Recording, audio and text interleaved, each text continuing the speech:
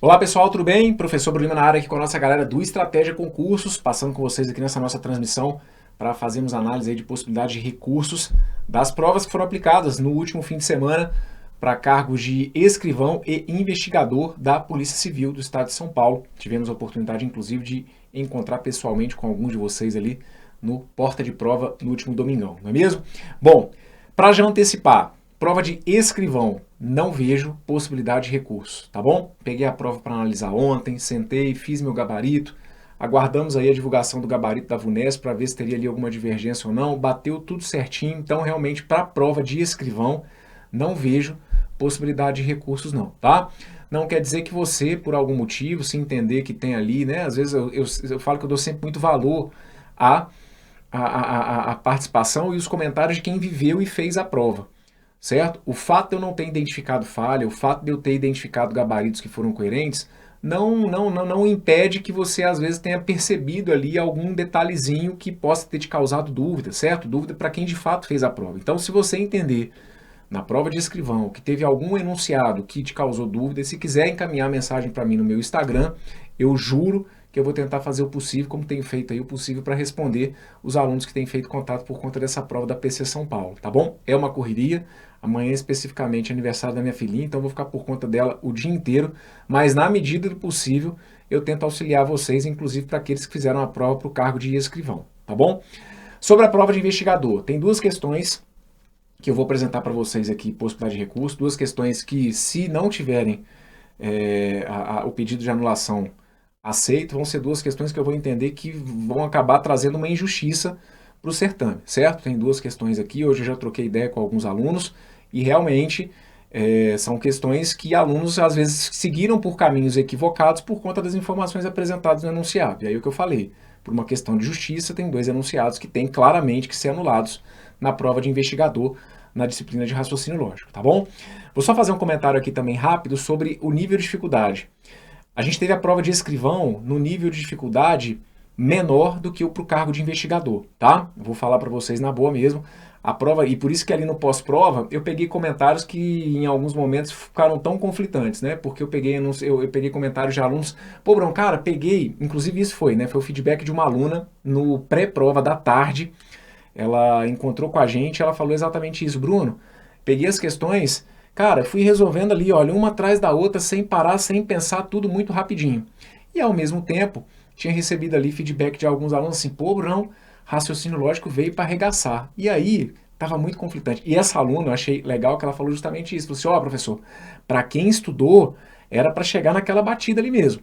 Entendo quem às vezes não teve condição de passar por todo o edital, entendo quem às vezes tem um pouquinho mais de dificuldade com o conteúdo de raciocínio lógico, mas realmente, principalmente para o cargo de escrivão, é para a gente conseguir aí pontuações altíssimas diante da preparação que eu trouxe para vocês aqui no Estratégia.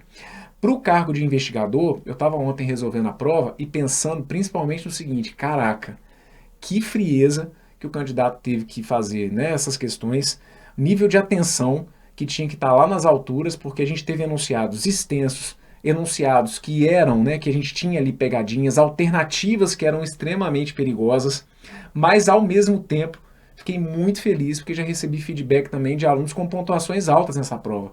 19 das 20 questões, 18 das 20 questões, 17 das 20 questões. Então, para investigador, essas pontuações aí realmente elas estão excepcionais. Me lembro que ao longo da preparação eu falava com vocês, olha, olhou para um enunciado, bateu o olho, travou, viu que às vezes não vai conseguir mexer, mantenha a tranquilidade, porque se para você tiver complicado, o seu concorrente que não está tendo um curso tão focado vai estar pior ainda. E espero que vocês tenham de alguma forma conseguido colocar isso em prática, tenham tido frieza ali para poder lidar com alguns enunciados que davam realmente bastante trabalho. Tinham questões ali que era daquelas que tinha que, dependendo, passar, bater o olho e correr para a próxima para não perder muito tempo, né? Questão de sequência. Aquela última questão ali da disposição dos elementos numa fila. Questões realmente trabalhosas para a galera de investigador e torço para que vocês tenham conseguido aí uma pontuação legal também, porque vai ser um conteúdo que vai fazer muitíssima diferença, tenho certeza. Então, ó, o meu Instagram tá aqui, é o @profBrunoLima, lembrando que o Bruno é com 2 N's. Meu canal do Telegram também tá aqui, é o Prof. Bruno Lima, e meu canal do YouTube é o Professor Bruno Lima. Pessoal, a primeira questão que eu vou apresentar recurso para vocês é aqui no caderno de provas que a gente teve como referência, que foi a tipo 2, se não me engano, é a questão de número 61. Pô, um enunciado simplesinho.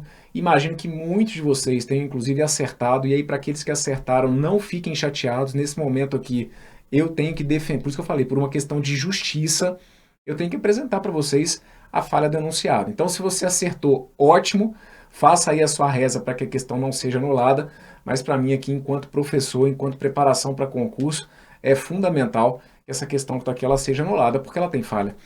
Ela vem dizendo o seguinte, olha, em certo dia, Estela afirmou para sua mãe: eu não estou doente ou eu fiz a lição de casa. Marília sabe que essa afirmação é falsa. Logo, conclui-se que Estela... Professor, como ele falou que era falsa, eu neguei. Perfeito, não tem problema, eu sempre falo com vocês sobre isso. A partir do momento que ele te dá uma sentença falsa, se você quiser negar, e se a negação estiver dentre as alternativas, você pode assinalar, não tem problema. Só que o que eu repetidas vezes trago para vocês também, só não achem que num enunciado como esse, ele é obrigado a te apresentar a negação.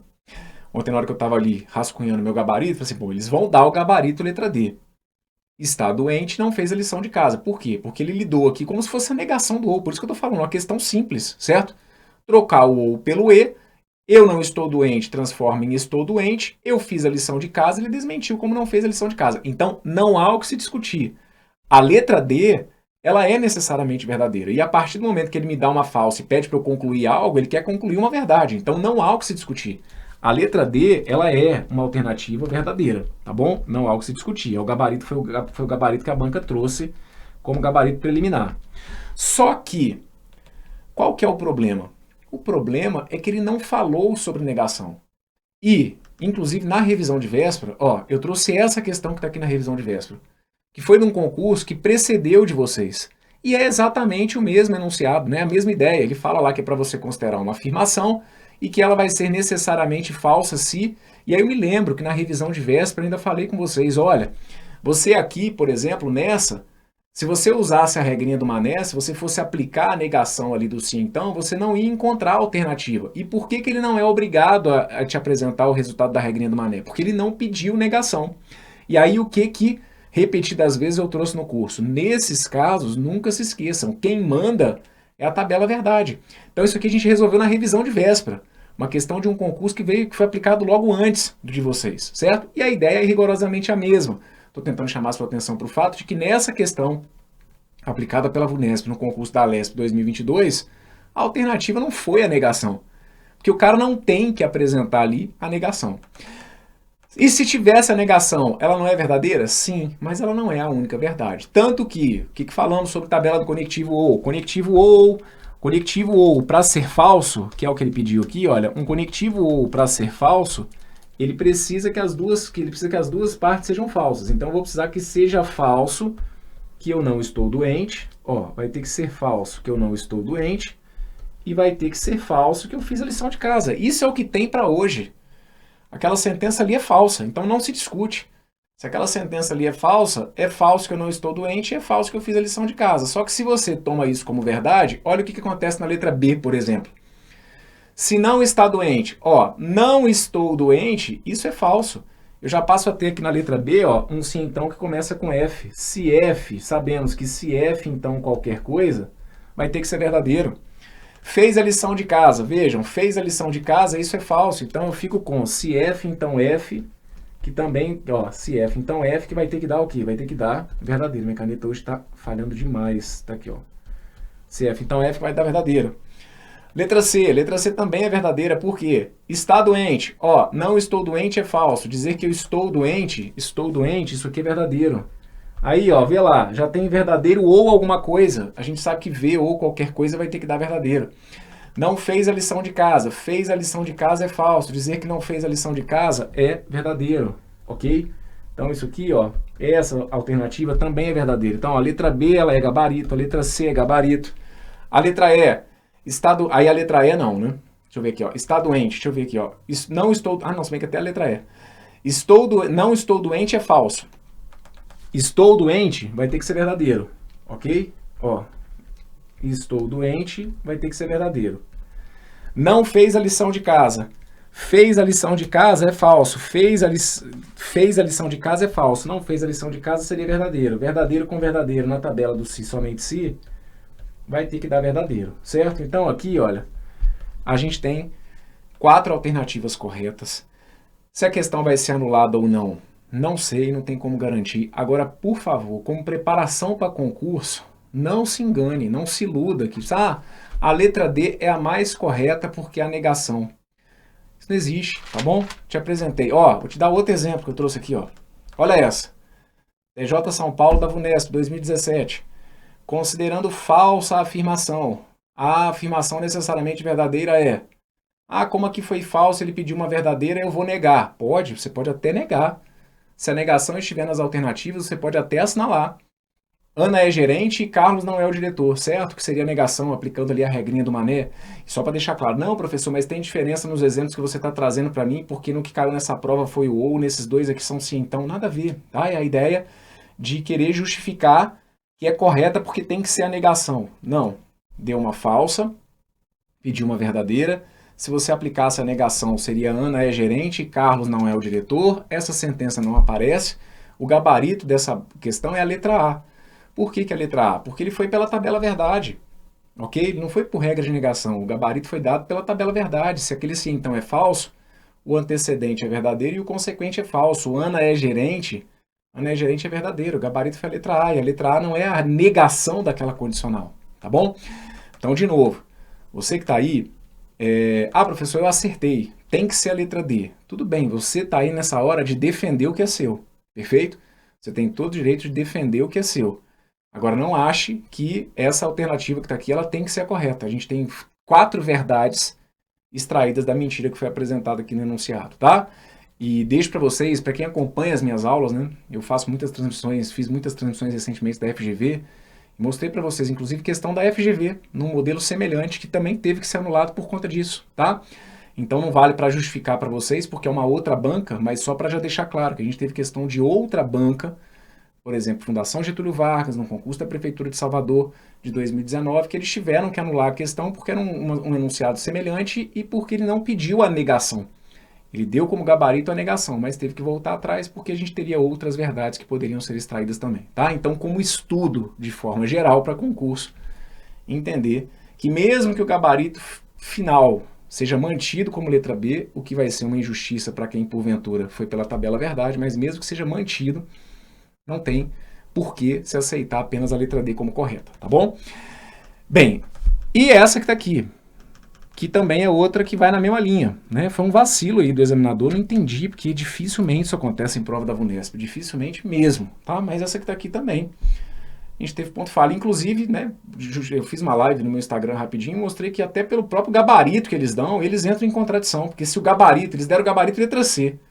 Se o gabarito for a letra C me mostra que a letra A e a letra B também tem que ser gabaritos, tá? Então, o próprio gabarito preliminar apresentado justifica que a gente tem outras 2 alternativas também corretas, então, por conta disso, vamos ter que ter anulação. Se há previsão de chuva, então a Aline vai ao teatro. Se a Aline está de guarda-chuva, então não há previsão de chuva. No dia de hoje houve previsão de chuva, portanto... Então, vamos lá, ó, tem aqui se então, perfeito? E aí, como ele coloca assim pra gente, olha, houve previsão de chuva. A gente vem naquela história de que se houve previsão de chuva, isso aqui é verdadeiro, certo? Quando aqui diz que não há previsão de chuva, isso aqui fica falso. Não há previsão de chuva, isso é falso, pelo fato de termos um sim, então, essa segunda parte aqui também, olha, desculpem, essa primeira parte daqui, ela vai ter que assumir valor lógico falso. Aí, aqui nessa primeira condicional, tá falando lá, olha, há previsão de chuva, isso é verdadeiro. Dizer, então, que a Aline vai ao teatro teria que ser verdadeiro. Então, com base no enunciado, a gente conclui que há previsão de chuva, que a Aline vai ao teatro e que a Aline não está de guarda-chuva. Quando você vem para a letra A, isso foi feedback de aluno aqui conversando comigo no Instagram. Ele falou assim, professor, peguei, ó, letra A Aline estava de guarda-chuva, já matei de cara. Pô, se é um sim, então, que começa com F, descobrir que a Aline está de guarda-chuva, isso é falso, ó, começou com falso, sim, então, que começa com falso, já é verdadeiro. Então, pronto, marquei letra A, isso. E tem alguma coisa de errado nesse raciocínio? Nada, muito pelo contrário, né? É até o que a gente estimula que vocês façam mesmo. Pegou ali rapidinho, já encontrou uma, vai para a próxima. Só que aí você teria a letra A, que é um sim então começando com F, a letra B, que é também um sim então começando com F, e a letra C, que também está correta. É correto a gente concluir que a Aline foi ao teatro sem guarda-chuva. É uma conclusão até mais completinha, né? É uma conclusão que você fala assim, então essa letra C ela ficou melhor. Não tem a história do ficou melhor, né? Ela é até uma conclusão mais completinha. A Aline foi ao teatro sem guarda-chuva, assim, olha, a Aline foi ao teatro, ela estava de guarda-chuva é falso, então é porque a Aline foi ao teatro sem guarda-chuva, tá perfeito, a intenção foi linda. Mas aqui a gente tem, ó, a letra B. A Aline estava de guarda-chuva. Se isso é falso, ó, se é sim então que começa com F, não tem jeito, pessoal. Se então que começa com F, a gente está cansado de saber que ele é verdadeiro. Então é outra questão aí que vacilo da VUNESP não é de acontecer, mas a gente tem 3 alternativas corretas, tá bom? Bom, vale sempre lembrar o seguinte, vocês têm aí a sugestão, né, no site, no blog do Estratégia, de um recurso por escrito. É sempre importante que vocês alterem as palavras, tá?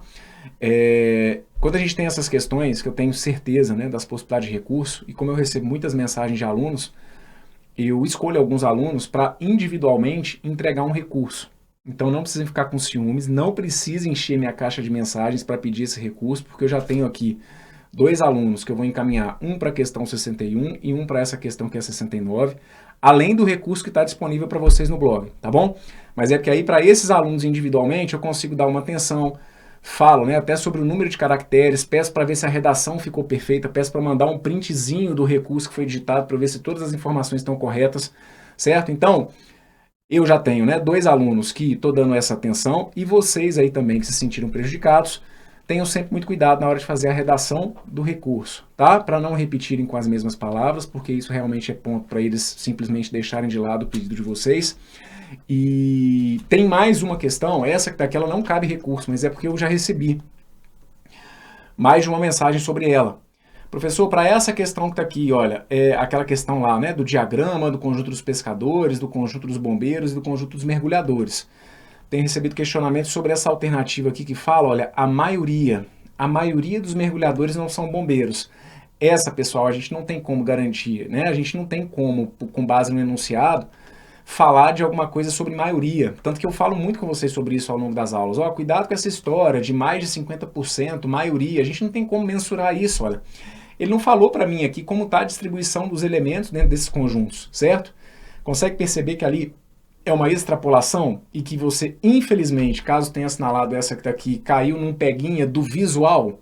Ele fez um desenho, dá ali uma intenção, né, de que é como se uma maior parte desse conjunto tivesse aqui fora ali do conjunto dos bombeiros, mas a gente não tem aqui nada sobre quantidade de elementos ali naquela região, né? Para eu dizer que a maioria dos mergulhadores não são bombeiros. A gente não teve aqui uma distribuição de uma quantidade de elementos, tá? Então, infelizmente, foi uma pegadinha. O gabarito correto seria a letra C, essa não tem que discutir. Todo bombeiro é pescador, sim, porque essas partes em cinza, elas não tinham elementos, e aí, dentro do conjunto dos bombeiros, todos os bombeiros possíveis estavam dentro aqui do conjunto dos pescadores. Então, o gabarito é indiscutivelmente a letra C, tá bom? Bom, vou fechar por aqui, perfeito? Conforme eu falei, se você de hoje aí para amanhã, né, ou no prazo que você tiver de recurso, quiser trocar uma ideia, quiser me mandar uma mensagem no Instagram, tô atento e na medida do possível vou tentando responder vocês, tá bom?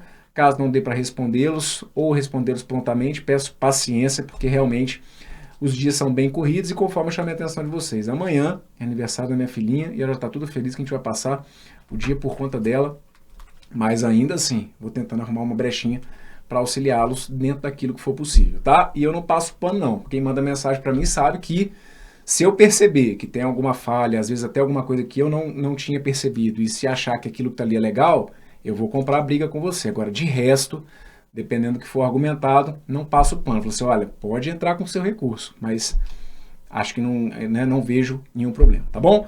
Sintam-se à vontade. Mais uma vez, obrigado por todo o carinho aí ao longo dessa nossa preparação para o concurso da PC São Paulo. Estamos juntos na luta. Valeu!